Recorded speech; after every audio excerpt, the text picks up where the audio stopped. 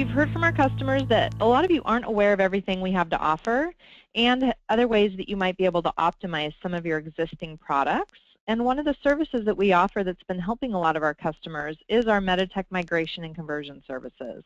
So we hope to introduce you to some of the ways our team might be able to assist in your migrations through this webinar.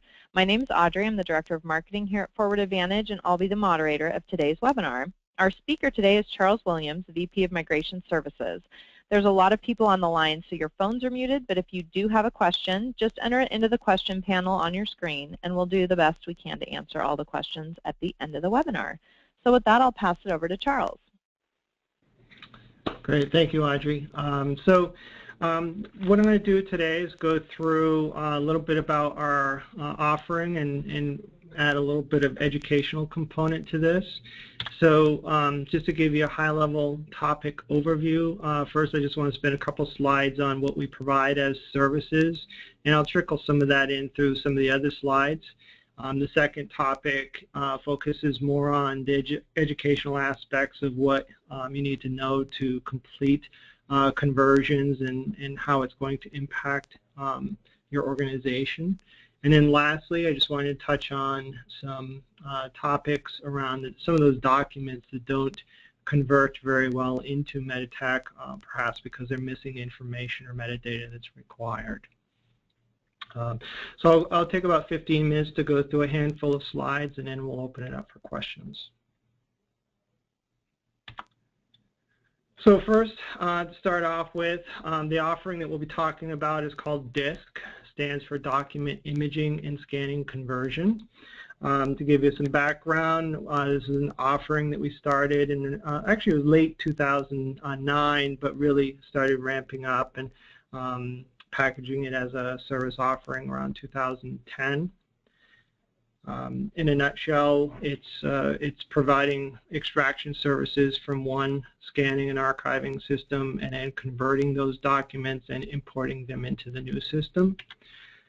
We've completed more than 150 projects to date, spanning those 5+ years. And while we don't have an exact count, you know, we look at the number of files that we've converted over the years, and we're well into the 2 billion file mark. The average project is probably around 10 to 20 million files. You know, a low small site might be somewhere between 500,000 and 1 million files. Our largest site was around 300 million files. So there's really no such thing as a similar site. They're all over the board in terms of volumes and type of data that we convert. Each one has its unique challenges. We've converted from a number of different systems. This is a listing of some of the more common ones. The two that we see most common would be historically your Valco system, which is now Highland, and they also have OnBase. So that's probably the most frequent one, and then second beyond that would be your blue chip conversion, which is now owned by OwnTool. But you can see from the list there are quite a few other systems that we've worked with and been very successfully across the board with those. Each of these requires a certain level of core knowledge with each system, which we've learned along the way. So we've got expertise in each of these systems and know the nuances of each. Looking at it from a perspective of importing it into Meditech, Meditech provides a number of different import standards. So we work with all of these. The most common one would be at the top, the R1375, which is also known as the Other Vendor Patient Image Import. And essentially what this is your ability to do batch imports of documents into Meditech. There's a number of required elements that are needed to be able to import through this. You know, the documents need to be in a single-page TIFF format. You need a unit number, you need an account number, form ID, as well as a few other items. So that's really where the bulk of the documents come from and are imported into Meditech. There's two of them that were really designed to accommodate the historical documents from both Valco and Blue Chip. These are the Valco 5-byte and Valco 32-byte imports. The R1394 spec is associated with your Magic implementations, and they use a 5-byte key that distinguishes each document, whereas the 1404 is designed for client server. So these two specifications, one of the reasons they're used less frequently than the 1375 is because the documents tend to be pushed to the EMR, which is not part of your electronic chart. So the preference for convenience and availability of the documents is to have those pushed to the ELR. There is also a vendor business office image import. So if you have business office scans, those could be converted and imported into the R1476. Over the last 5 years, we've seen a handful of those, probably 3 or 4 in total. They're not very common because it is an additional line item that you need to purchase. There's also services around that just to get it all the data converted and imported, but it is something that's available. And actually in a future webinar, we'll be presenting some options as an alternative to importing those into Meditech. The last one is your ECM filer, and that's the R1457. It's also known as a cold feed.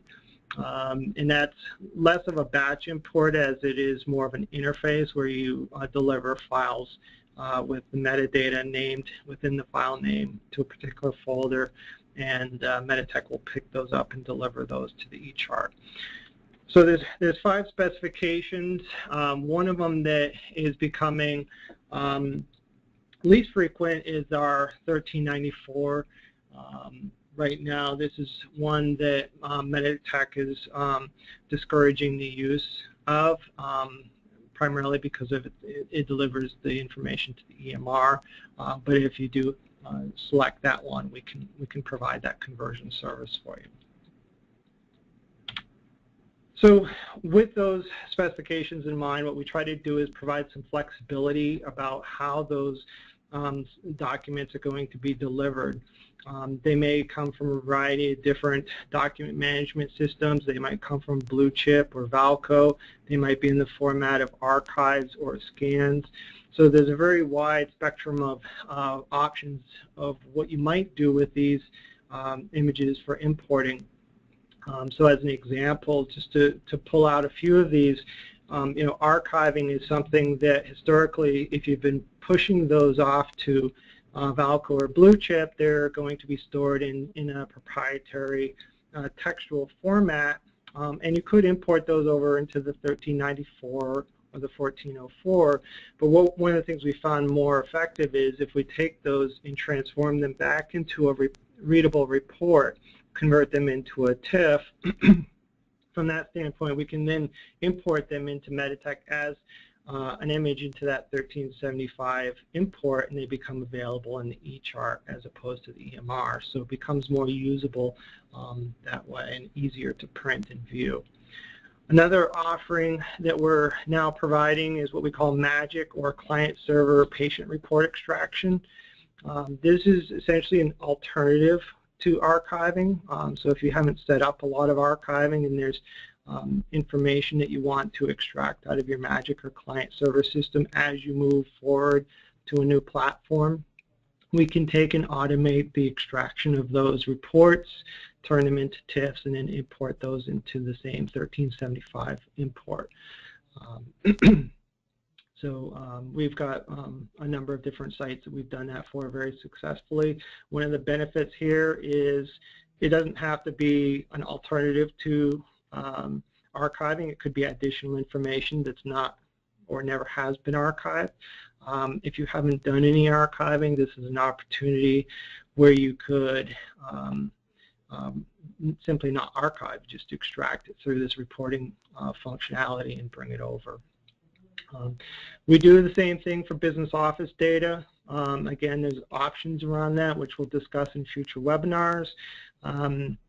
But again, they have the 1476 import, so that is an opportunity to take existing scans as well as archives and bring those documents into Meditech.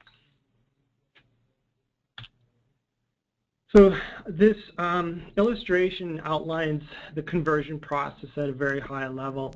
On the very left-hand side, you're going to have metadata associated with your documents, and in your documents themselves may be stored in a variety of different formats.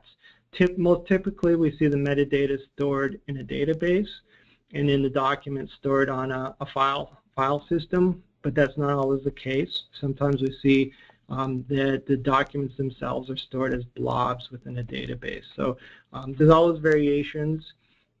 Another key piece here is the historical documents. Those scanned documents will be in different formats, whether they be PDFs, TIFFs, text, and documents, and web pages, and so forth. Those all, in order to import those into Meditech, we need to convert those into single-page TIFFs. That's the required format by Meditech. So we look at this as two processes. One is to extract the data and put it into the proper format. So as we're extracting the data, we're converting the images into the proper format. We're gathering the metadata associated with those pages, all of the required pieces such as account number, form IDs, unit numbers, and so forth.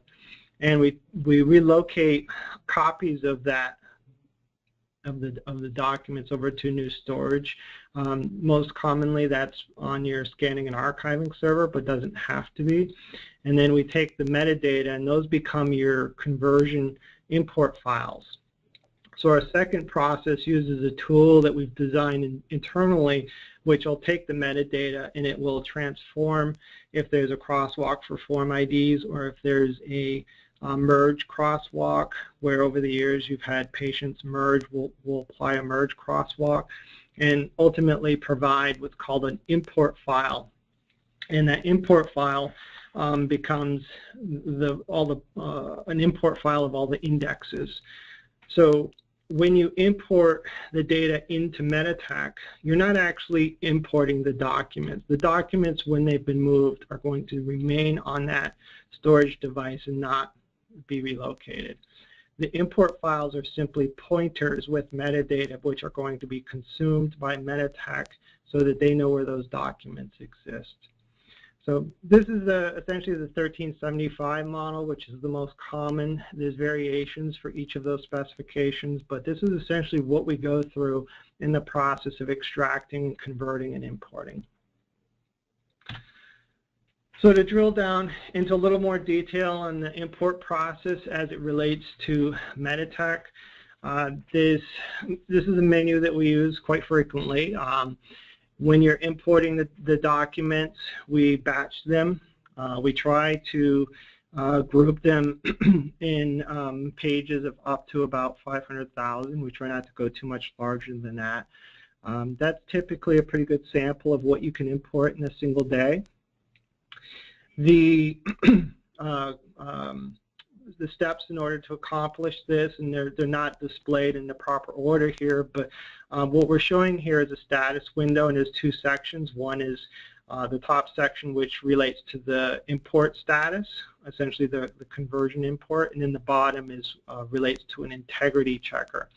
So what we first do is run the I guess it's the fourth item that says run conversion image integrity, and that will run that import file through the system. It'll validate some of the things like the facility. It will look at the lengths of all of the values, and then it will make sure that it can access each and every single page that you're importing. And after you run that process, you want to look at the status, and as you can see in this window, we've only got 99.99% success. When we see that, we have to resolve those issues and then rerun it until finally we get that 100%. It's not normally a big deal, but it's definitely something that we have to do for every single import file that we take on.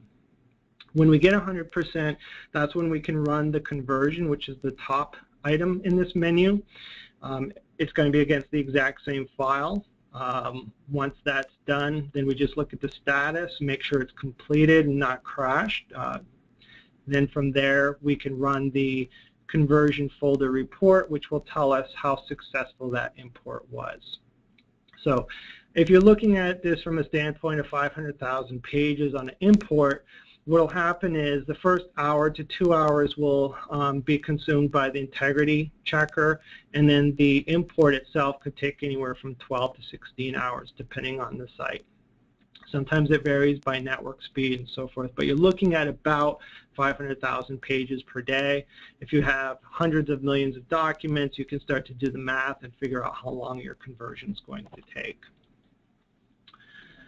So as part of the process, we really want to keep an eye on the rejections. And so what we typically do, we don't tend to run an accepted report because it'll give you a listing of every single page that was imported, and that's a pretty long report. But what we do want to do is look at the rejection report.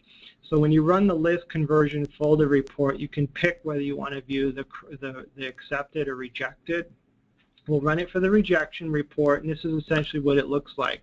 You can see in this case we've got 14 rejections. You can see that some have been corrected, and then it gives you an accepted count. So the accepted count relates to the last batch. However, corrected, deleted, and rejected are cumulative over all imports. So in this case right now we have 14 rejections. If we imported another file without correcting those, then they'll just add on to the stack and we'll have a higher number. Most common rejections are invalid unit numbers, which are commonly caused by merges, and then invalid account numbers, which are quite often related to canceled accounts, pre-accounts, or something along that nature. So after we do an import, it's very important to keep on top of these rejections, and it's ideal to spot check a sampling of the imported files. And we usually provide a CSV file which you can look against and just spot check to make sure some of those are available in the eChart. This is what the module looks like in Meditech for correcting the rejections. It's called the Assign Form ID process. It essentially becomes a work list, and you pick one off the list. You can look at the images, and one of three things is likely wrong. Either a form ID is incorrect that was imported, the unit number didn't match, or the account number didn't match. And so each of those needs to be worked. Then they come off the list and become available in the eChart. So as part of the testing process, there's a lot to know. First thing is Meditech will set up a Z conversion ring for you. It will have a full MPI load. We usually do testing with production patients because that's what you're going to have available. Most sites don't have a lot of test scanning data to work with, so we usually work with production data. We start off with a small sample just to make sure everything works. We'll usually import one of every form ID just to make sure that those are all set up properly. And we're looking for things like invalid unit numbers and account numbers to see how we can programmatically correct those if it's possible. Sometimes it involves automatically scripting in accounts. Sometimes it has to be corrected manually. But what we want to do is continue to grow with our imports. So a second import might be closer to the 10,000 range. We continue with identifying what the common errors are. And it becomes like an onion. As you import more and more, you start peeling back the layers that you've maybe been through other conversions with, and those start to become highlighted. And that's something you want to keep an eye on. If you know that you went through another conversion previously, you want to make sure that you account for that and test within that date range. In the end, what we're hoping for is a very large test run, at least 250,000 to 500,000 pages. It's going to give us some benchmarks for timing of how long it's going to take. It's going to give us an idea of what percentage of rejections we're likely to see. And it's really just an overall good test. And then from there, you want to validate and just review for any records that are incomplete or have issues with viewing. Ranges, when you're testing, you really want to look at a wide spectrum. Again, this is the onion. Try to look at some of the newest documents, look at some of the middle documents, look at some of the oldest documents. It's going to give you really a good idea of what to expect when you're importing into live. We get the question quite often, how much is enough? You got to test until you're satisfied. It's impossible to test it all. The more you test, the more it costs, but you got to be practical around this and really give it a good look over, but also be practical in the sense that if you have even 1 million pages, you can't look at it all. It'll just take too much resource time. So if you're looking through and spot checking accounts and you're not finding any errors, that's usually a pretty good indication that things are going to look good when you import them into live. Some of the common issues that you're going to encounter, and this really relates to when you're ready to import into live. Space allocation is something you need to think about. We try to do analysis up front, but it is no guarantee. A lot of these, when you're converting things like PDFs to TIFF, the size of the documents are going to change. And the largest issue we've seen is when you take a color JPEG or a color PDF and try to transform that into a TIFF and you retain that color. You're going to see a tremendous amount of wasted space, and that's something you may have to deal with. It's not very often we encounter that, but it is something that needs to be considered. Just be aware of that. Also with TIFFs, when we with text files. When you convert a text file to a TIFF, those grow sometimes 5 times to be the original size. It's usually not a huge deal because the text files are usually 1 or 2K to begin with, but something to keep in the back of your mind. Form IDs, it's ideal to test every single form ID just to make sure that they've all been accounted for in live and in your Z conversion ring. So what we usually do is just create one mock-up record and include one of every form ID and just make sure they apply the crosswalk correctly and import without any rejections, and then you'll be good to go. Insurance form IDs, so if you have any insurance documents that are correlated to insurance IDs, we usually recommend setting up a new form ID called Z conversion insurance or something like that. One of the challenges, if you set up a form ID, it requires a insurance mnemonic to go correlate to that. If you don't have that information, it's going to reject. So sometimes it's better just to set up a generic insurance form ID. And on that point, things like insurance cards and driver's licenses, you really could consider whether it's practical to import those. It might be better just to ask for a new scan when they present it the next time, because all of these documents need to be scanned, converted, and applied to an individual account number, and that's not going to be super easy to locate within Meditech because they are associated with an account number. Something to keep in the back of your mind. We already talked a little bit about the patient-related rejections for unit numbers and account numbers. It could be related to merges or canceled, scheduled, or pre-patient accounts, but also some of these systems, if they go quite back, were manual data entry. And garbage in, garbage out is going to be your experience. So if there's some process that's pulling the unit number or account number either through human or OCR or some other process, they're subject to error. The last one is probably the most important, which is finding the time to do the validation and rejection processing. You really need to commit some time to make sure that you can spend time with the validation, double check, spot checks here and there, and then keep on top of the rejection list. And lastly, one of the challenges is you may have things like advanced directives, which in your current system were scanned against a patient and not an account. those become challenging because everything that's imported into Meditech needs to have an associated account number. So there are other alternatives. You know, we can come up with algorithms to apply it to newest account or oldest account or a new scripted account. But sometimes, depending on the document, you want to keep it, but it doesn't have clinical relevance maybe. Some of them do, some of them don't. There's two solutions that we could recommend. One is that take those documents, put the metadata in a database or a CSV file, and then just store them on disk. If there's ever a need for them, you can look them up in that database or CSV file. A more advanced solution is a component we call the historical archive viewer.